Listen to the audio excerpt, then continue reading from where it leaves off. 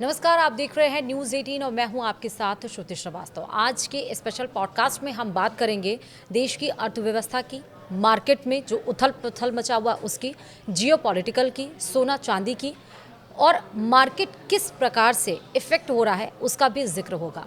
क्योंकि इसमें कोई डाउट नहीं है कि भारत की अर्थव्यवस्था उभरती हुई अर्थव्यवस्था है और अगर हम अपने जीडीपी की बात करें तो 7.5 टू 7.6% हमारी ग्रोथ रेट भी है। लेकिन वो तमाम फैक्टर्स काउंट करते हैं जो इकॉनमी को डिस्टर्ब करते हैं, जैसे कि जियोपॉलिटिकल टेंशन हो गया, सोना और चांदी हो गया, स्ट्रेट ऑफ हॉर्मुज हो गया। तो वो तमाम फैक्टर्स हैं जो शेयर मार्केट को भी इफ़ेक्ट कर रहे हैं। तो आखिरकार मार्केट कब थमेगा, क्यों इतनी ज़्यादा जियोपॉलिटिकल टेंशन बन गई है, ईरान अमेरिका इजराइल का वॉर कब होगा, स्ट्रेट ऑफ हॉर्मुज जो टेंशन ऑफ पॉइंट है, जो सेंटर ऑफ पॉइंट है, जहां से पूरे विश्व का 20% तेल आयात किया जाता है, वो आखिरकार उस पर टेंशन कब खत्म होगा, सोना और चांदी जो इतना फ्लक्चुएट हो रहा है वो कब थमेगा। इन सारे मुद्दों पर हम बात करेंगे। हमारे साथ है मार्केट एक्सपर्ट शरद कोहली जी। बहुत बहुत स्वागत है सर आपका इस स्पेशल पॉडकास्ट में। और सबसे पहला सवाल मेरा यही, और जो सबके जहन में है, कि आखिरकार मार्केट में ये क्या चल रहा है और क्यों इतनी फ्लक्चुएशंस हैं मार्केट में। देखिए, दो मार्केट्स की बात करते हैं। पहले हम स्टॉक मार्केट की बात करते हैं, फिर हम सोने चांदी की मार्केट की बात करते हैं। शेयर मार्केट में फ्लक्चुएशंस इसलिए हैं कि क्रूड ऑयल, जो कि बहुत बड़ा हमारे देश के लिए महत्वपूर्ण एक पैरामीटर है, वो बार बार फ्लक्चुएट हो रहा है, नीचे आता है फिर वापस। इस समय जब हम बात कर रहे हैं अभी भी 87-88 के आसपास वो खड़ा हुआ है। और ये देखते हुए कि करीब 88% हमारे देश की रिक्वायरमेंट क्रूड ऑयल से पूरी होती है, ये महंगाई को हवा दे रहा है। तो आपने देखा कि कल जो सीपीआई के आंकड़े आए 4.45 के आए, इससे पिछले महीने 4.38 था, थोड़ा सा उसमें बढ़ोतरी देखी गई। तो महंगाई सभी चीज़ों में, फूड और फ्यूल यानी खाने पीने की चीज़ें और फ्यूल, ये दो चीज़ें ऐसी हैं जिसमें महंगाई सबसे ज़्यादा प्रभावित कर रही है। पर ज़मीनी तौर पे लोग ये कह रहे हैं कि महंगाई जब सभी चीज़ों पे, ग्रोसरीज पे, कुछ भी वो ख़रीदने जा रहे हैं वो पहले से ज़्यादा महंगा मिल रहा है। तो मुख्यतः इसका रीज़न जो है वो क्रूड ऑयल है। तो उसी ने मार्केट को भी प्रभावित किया हुआ है। जब जब क्रूड ऑयल बढ़ता है तो मार्केट प्रेशर में आती है, इन्फ्लेशन बढ़ने से मार्केट प्रेशर में आती है।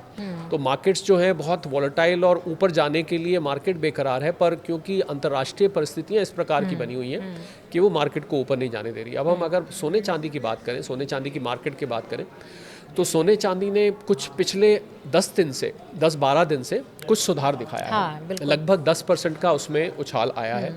हालांकि आज थोड़ा सा फिर दबाव में है, थोड़ा सा प्रॉफिट बुकिंग आई है। इस समय जब हम बात करें तो लगभग $4,380 प्रति आउंस के हिसाब से, भारतीय रुपए में बात करूं मैं, तो लगभग 1,53,54,000 के आसपास है प्रति 10 ग्राम। तो ये जो सुधार हुआ है, इसका कारण था कि अब जो सोने चांदी के ट्रेडर्स हैं श्रुति, जो अमेरिका में जहाँ से इसकी प्राइस चलती है, वहाँ से अब उन्होंने जियोपॉलिटिकल रिस्क को, वैश्विक अर्थव्यवस्था में अनिश्चितता को, वैश्विक अर्थव्यवस्था की अस्थिरता को, इन चीज़ों पे ध्यान देना शुरू किया है। अभी तक क्या हो रहा था कि ये लोग ध्यान दे रहे थे खाली जो अमेरिका में डॉलर इंडेक्स होती है, डॉलर की प्राइस होती है, और जो बॉन्ड यील्ड्स होती है। थोड़ा सा हट के इनको लग रहा है कि सोना चांदी आगे काम आने वाली चीज़ है, और इसको एक सेफ हेवन इन्वेस्टमेंट मान के चल रहे हैं, इसको एक हेज की तरह मान के चल रहे हैं। तो मुझे अब यहाँ से सोना चांदी का बहुत ज़्यादा दबाव आता फ़िलहाल नहीं दिखाई दे रहा है। मुझे लग रहा है यहाँ से लेकर दिसंबर तक, और अमेरिका में इलेक्शंस भी हैं दिसंबर में, तो राष्ट्रपति ट्रंप कोशिश करेंगे कि महंगाई ज़्यादा ना रहे। तो अगर महंगाई ज़्यादा नहीं रहती है तो वहाँ का जो सेंट्रल बैंक है, जिसको हम फेड कहते हैं, राइट, तो फेड शायद इंटरेस्ट रेट्स ना बढ़ाए, तो इससे सोना चांदी को हवा मिल सकती है। तो मुझे लग रहा है कि यहाँ से दिसंबर तक सोने चांदी के लगभग 70% चांस है कि ये ऊपर जाएगा, लगभग 30% चांस है कि ये दबाव में आ सकता है। अच्छा, क्योंकि एक तरफ तो राष्ट्रपति डोनाल्ड ट्रंप ये कोशिश कर रहे हैं कि ये टेंशन ख़त्म हो जाए और एक डील पर, पीस डील पर हम दोनों टेबल पे बैठ जाएं, लेकिन ईरान का उधर एक बोल्ड स्टेटमेंट आ गया कि 2029 तक वो पीछे नहीं हटेगा। तो जी हाँ, क्या, तो आज ये स्टेटमेंट आया और लोग बहुत हैरान है स्टेटमेंट को सुनकर। और देखिए, इस स्टेटमेंट को अगर आप गहराई में पढ़ेंगे तो ईरान के पास, लोग सोच रहे हैं कि इतनी ताकत कहाँ से आ रही है कि वो और 2.5-3 साल तक जो है वो अमेरिका को झेल पाएगा। क्योंकि अमेरिका के पास जो हथियार हैं, अमेरिका के पास जो हमला करने की क्षमता है, वो ईरान के पास नहीं है। ईरान ज़्यादा जॉर्डन, बहरीन, कुवैत, इन पर हमले करता है। पर अब जो एक नया डर जो मार्केट में निकल कर आया है, वो ये है कि कहीं रशिया और चाइना ईरान की मदद कर रहे हैं। इसी बलबूते पर श्रुति, उन्होंने ये बात बोली है कि हम इसको राष्ट्रपति ट्रंप के कार्यकाल के अंत होने तक हम इसको चलाएंगे। तो ये बहुत खतरे वाली बात है, क्योंकि अभी तक ईरान के पास ऐसा कोई हथियार नहीं था जो अमेरिका के मेनलैंड में जाके वार करे। क्योंकि अमेरिका वहाँ से कई हज़ार किलोमीटर दूर है। हाँ। अब इनका ये अंदेशा जताया जा रहा है कि रशिया या चाइना उसको 15,000 किलोमीटर मार करने वाली एक मिसाइल दे सकता है, जो कि अमेरिका के मेन लैंड में यानी न्यूयॉर्क पर, वाशिंगटन पर यहाँ जाके हमला कर सकती है। तो ये नई चिंता जताई जा रही है। तो मुझे लग रहा है ईरान की जो ये स्टेटमेंट है जो आपने कही, इसको अगर हम अंग्रेजी में बोलते हैं रीड बिटवीन द लाइन्स, तो अगर हम इसको गहराई में पढ़ें तो ये साफ तौर पे इंडिकेट कर रहा है कि रशिया और चाइना की बैकडोर से, पर्दे के पीछे से एंट्री हो चुकी है, और तभी ईरान इस प्रकार की स्टेटमेंट दे रहा है। मुझे लग रहा है ये बहुत दुनिया के लिए खतरे की बात है, और मैंने आपके अन्य एक रीजनल चैनल पे ये बात बोली थी। मुझे यहाँ से 2030 तक विश्व युद्ध 3 की, वर्ल्ड वॉर 3 की आहट सुनाई दे रही है। अच्छा, मैंने ये क्वेश्चन इसलिए पूछा आपसे शरद जी कि अगर ईरान ये कह रहा है कि जब तक डोनाल्ड ट्रंप रहेंगे गद्दी पर, तब तक ये लड़ाई खत्म नहीं होगी, 2029 तक हम रहेंगे, और हमें ये चाहिए कि स्ट्रेट ऑफ हॉर्मुज़ पर जो भी टेंशन है ख़त्म हो, क्रूड ऑयल के दाम जो हैं वो थमे। तो अगर 2029 तक ये एग्जिस्ट रहा, ये ऐसे ही खिंचता रहा, तो फिर क्या होगा मार्केट पे, उस पर क्या? देखिए, अभी तो एक स्टेटमेंट है श्रुति, अभी हम ये नहीं कह सकते कि ईरान सच में ऐसा कर पाएगा कि नहीं कर पाएगा, पर अगर हम इसको सच मान के चले, जैसा आप कह रही हैं, तो ये बहुत ही दुनिया भर के लिए मैं समझता हूँ एक मंदी में जाने का रेसिपी हो जाएगी। पहले ही पता है आपको कि जो दुनिया का डेवलप्ड पार्ट है, जो अपने आप को विकसित कहता है, ज़्यादातर यूरोप है, अमेरिका है, ये पहले ही रिसेशन में है। अमेरिका इसको स्वीकार करे ना करे, यूरोप के कुछ देश स्वीकार करे ना करे, ये लोग ऑलरेडी रिसेशन में हैं। तो मुझे लग रहा है अगर ये 2029 तक ये समस्या, अभी लगाइए 5-5.5 महीने में ही दुनिया की हालत प्रस्त हो गई है बुरी तरह से। आप लगाइए कि महंगाई सारी दुनिया में फैल गई है, ग्लोबल सप्लाई चेन डिसरप्ट हो गई है, सामान की आवाजाही रुक गई है, और अगर कहीं ये 2.5-3 साल हो गया तो दुनिया, दिस इज़, अंग्रेजी में इसको बोलते हैं, this is a recipe for disaster. बहुत बड़ा मार्केट में उथल पुथल हो जाएगा, और मार्केट्स यहाँ से क्रैश कर सकती हैं, मार्केट यहाँ से नीचे जा सकती हैं, और लोगों के निवेश किए हुए पैसे यहाँ से डूब सकते हैं। तो मैं न्यूज़ 18 राजस्थान और अन्य जगह जहाँ भी ये हमको सुन रहे हैं, मैं उनको ये सलाह ये देना चाहूँगा कि अगर आपने निवेश ऐसे में, क्योंकि लोगों को तो श्रुति यही मतलब होता है कि भाई ठीक है, लड़ाई चल रही है, हमारी अर्थव्यवस्था पे, हमारे निवेश पर, हमारी अर्थव्यवस्था पे क्या फ़र्क पड़ेगा। तो मैं उनको ये सलाह देना चाहूँगा कि आपने अगर एक ही एसेट क्लास में अपना सारा पैसा निवेश किया हुआ है, क्योंकि मार्केट की जब बात आती है तो निवेश की बात आती है, तो आप उसको फैला दें। आप उसको एक ही, अगर मान लीजिए किसी ने खाली बैंक में रखा है, अभी कुछ देर पहले मेरे पास एक शख्स का फ़ोन आया, उन्होंने कहा कि मैंने एक ABC बैंक में मैंने सारे अपनी FD रखे हुए, मैंने सुना है कि ईरान के नीचे केबल काट दी जाएंगे इंटरनेट की, तो अगर इंटरनेट कट जाता है तो फिर तो हमें और आपको जिस ज़रिए से लोग देख रहे हैं उनको भी परेशानी आएगी। तो क्या ऐसे में बैंक के सर्वर नहीं काम करेंगे तो हम अपने बैंक से पैसा निकालेंगे, क्योंकि आज तो सब कुछ ऑनलाइन होता है। तो मुझे लग रहा है कि कुछ पैसा बैंक में, कुछ आपको सोने चांदी में, कुछ stock market, mutual funds, property, इसमें आपको फैला के निवेश इस समय करना चाहिए। एक ही जगह पैसा नहीं रखिए। आपने मार्केट का हाल पूछा, तो मैंने मार्केट का हाल बताने के साथ लोगों के काम की बात भी बता दी। नहीं, दैट इज़ वेरी इंपॉर्टेंट। अच्छा, एक सवाल और मेरा कि FIIs अगर आ रहे हैं, फिर भी मार्केट क्यों कमज़ोर हो रहा है? FII श्रुति अभी मार्च, अप्रैल, मई, जून में तो उन्होंने बहुत ज़बरदस्त बिकवाली करी है। हाँ। फरवरी में उन्होंने कुछ खरीदा था, फिर उन्होंने जुलाई में करीब 20,000 करोड़ के आसपास का यहाँ पर शेयर्स खरीदे हैं। राइट। अगस्त में ठीक ठाक रहा है, अभी तक 12-15 हज़ार करोड़ के आसपास की परचेज है। तो अभी FIIs पूरे जोर शोर से नहीं आए हैं। ठीक है। पर एक अच्छी बात ये हुई है कि जो ये लगातार बिकवाली 4 महीने में हुई, उसमें थोड़ा सा बदलाव, एक ठहराव आया है, और ठहराव आके थोड़ा थोड़ा हमें पॉजिटिव दिखाई दिया है। अगर ये और बढ़ता है तो, पर देखिए FIIs भी जब आते हैं जब वैश्विक परिस्थिति थोड़ी सी स्थिर हो जाए। जब अस्थिरता रहती है तो आपको कहीं दूर पैसा लगाने में थोड़ी सी संकोच होता है। बिल्कुल। तो मुझे लगता है जब तक ये युद्ध का माहौल थमेगा नहीं, और क्योंकि युद्ध एशिया में हो रहा है और FIIs ये यूरोप से आते हैं, अमेरिका से आते हैं, साउथ ईस्ट से आते हैं, तो ये मुझे लग रहा है उनको ये भी लग रहा है कि जो कच्चे तेल के दाम है श्रुति, ये भारतीय अर्थव्यवस्था की ग्रोथ की रफ्तार को प्रभावित कर सकते हैं। इसका मतलब भारत में जो कंपनीज हैं जो शेयर मार्केट में है, वो कंपनीज के प्रॉफिट प्रभावित हो सकते हैं। तो इसलिए थोड़ा सा सोच समझ के इस बार आ रहे हैं। पर जैसा मैंने कहा, राहत की खबर यह है कि लगातार बिकवाली बंद हुई है और थोड़ा थोड़ा पॉजिटिव हमें दिखने को शुरू हुआ है। इसको हम ऑफशूट्स कहते हैं। अच्छा, जो हम कहते हैं साइकिल की जिसकी हम बात करते हैं, क्या रिसेशन पीरियड में चल रहे हैं? भारत में तो नहीं है, पर वैश्विक स्तर पर हम लोगों ने एनालाइज किया, मैं और मेरी टीम ने, तो हमने देखा कि जो, जैसा मैंने कहा, जो अपने आप को डेवलप्ड वर्ल्ड कहता है, यूरोप का ज़्यादातर हिस्सा है, फ्रांस है, जर्मनी है, UK है, पोलैंड है, बेल्जियम है, जो ये अपने आप को इटली है, जो अपने आप को विकसित कहता है, यहाँ पर रिसेशन चल रहा है। पर एक नया खतरनाक ट्रेंड श्रुति क्या शुरू हुआ है कि जो देश अब रिसेशन में होता है वो अपने आप को रिसेशन में दिखाता नहीं है। वो मार्जिनल से जीडीपी दिखा देगा 0.7%, 0.5%, क्योंकि जैसे ही आप रिसेशन में आप 2 क्वार्टर नेगेटिव जाते हैं तो आपके ऊपर स्टैंप लग जाती है कि आप अब रिसेशन में हैं। तो इन्होंने अब ये नया ट्रेंड शुरू हुआ है और ये बहुत खतरनाक मैं मानता हूँ, क्योंकि इससे निवेशक भ्रमित हो जाते हैं। इट मिसलीड्स पीपल कि ये कंट्री तो रिसेशन में नहीं है, पर तो असल में जब आप इनके पैरामीटर्स देखेंगे तो ये रिसेशन में है। तो वहाँ तो रिसेशन ऑलरेडी आया हुआ है, पर ये युद्ध अगर लंबा चलता रहा इसी प्रकार तो फिर ये रिसेशन एक वायरस की तरह है। ये पूरे पूरी दुनिया में फैल जाएगा। और भारत अभी भी, जैसा आपने कहा कि 7% के आसपास ग्रो कर रहा है, तो भारत की ग्रोथ की रफ्तार पर भी श्रुति इस पर असर पड़ेगा जैसे जैसे समय बीतेगा, क्योंकि हम भी वैश्विक अर्थव्यवस्था का एक हिस्सा हैं। It's a global village now, तो इसलिए हमें भी उससे अछूता रहना बहुत कठिन हो जाएगा। पर फिलहाल भारत में बाकी के यूरोपियन देशों जैसी, अमेरिका जैसी हालत नहीं है, वहाँ से हम फिर भी बेहतर हैं। ठीक है, अभी सेबी की आरबीआई की अभी यहाँ पर एमपीसी बैठक हुई, हमने देखा उसका इफेक्ट हुआ। फिर सबके कि क्या लोन कम हो पाएगा, रेपो रेट इंक्रीज होगा या नहीं होगा, लेकिन ऐसा कुछ भी नहीं हुआ। व्हाट आर द फैक्टर्स कि इस बार हमने कुछ भी चेंजेस नहीं किए, ना रेपो रेट में, ना लोन को लेकर, ना ईएमआई को लेकर, जो थे कि ईएमआई कम पे करना पड़ेगा। तो कौन से ऐसे फैक्टर्स रहे कि जिस पे वर्क नहीं? देखिए, उसको जो आप कह रही हैं, ये जो ऊपर जाते हैं इसको हॉकिश कहते हैं, नीचे जाते हैं इनको डविश कहते हैं। तो अभी आरबीआई ने एक न्यूट्रल स्टैंस बनाया हुआ है। उसका कारण ये था कि उन्होंने जो महंगाई की दर है वो 2 और 6 के बीच में आरबीआई ने एक रेंज फिक्स की हुई है। ठीक है, हाँ। अगर 2 और 6 के बीच में रहती है तो मतलब चिंता तो होती है जब 6 के पास जाए, पर विशेष चिंता नहीं होती।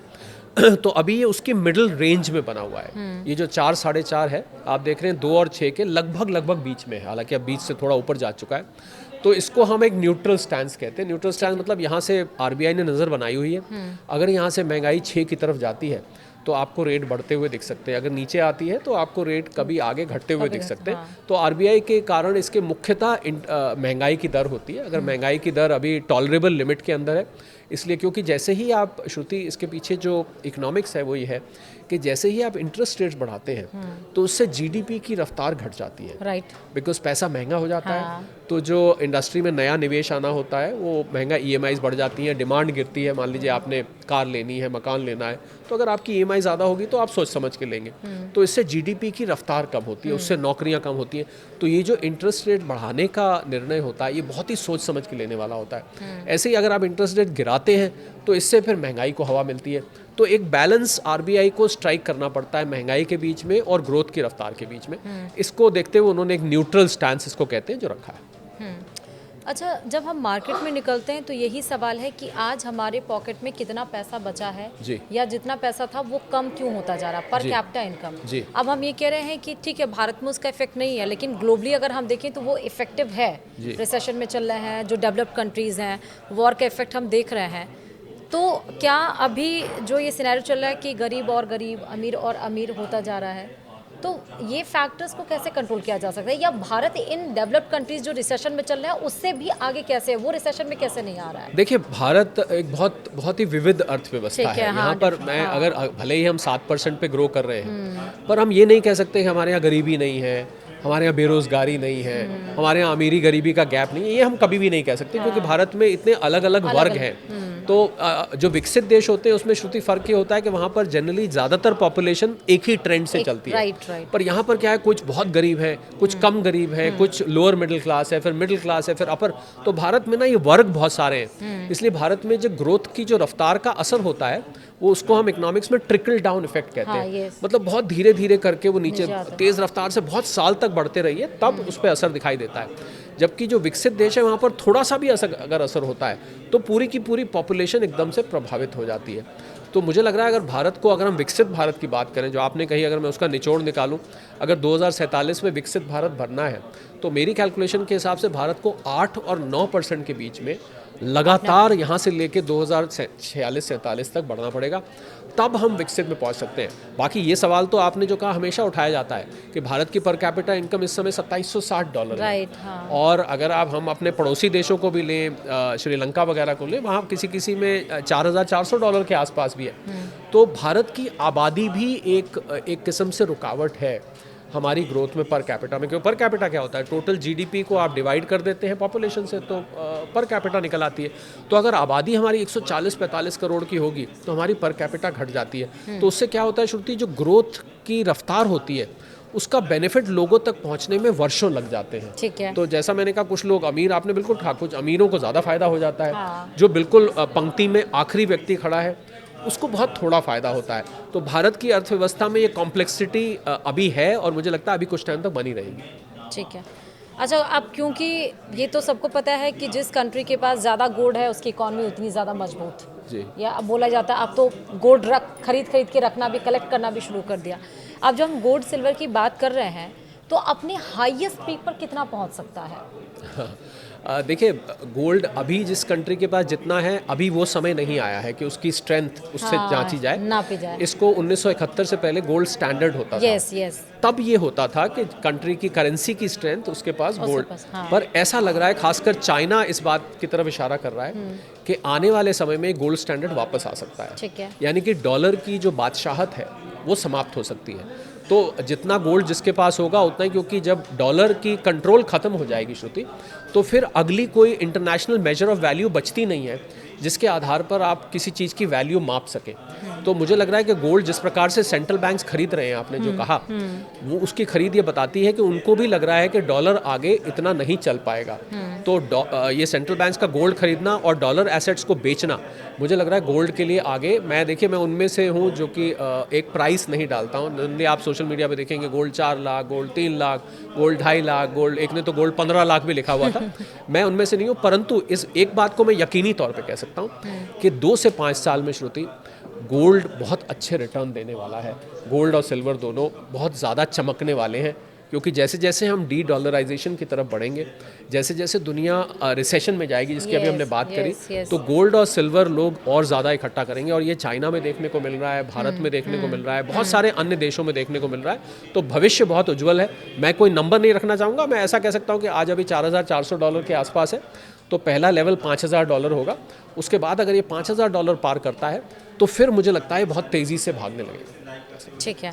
अब हम इन्वेस्टमेंट की बात करते हैं, तो इन्वेस्टमेंट करें किधर पैसे को हम कंट्रीब्यूट करें और कैसे कंट्रीब्यूट करें? देखिए, अगर जैसी अभी परिस्थिति है दुनिया की, जो ये सारा वैश्विक मंदी, लड़ाई, युद्ध, ऐसे में there is a saying in investment, don't put all eggs in the same basket. हाँ, दैट यू ऑलरेडी सेड। हाँ, आपको सारे पैसे एक ही जगह नहीं लगाने। तो ऐसे में 5-6 एसेट क्लासेस में आपको लगाना चाहिए।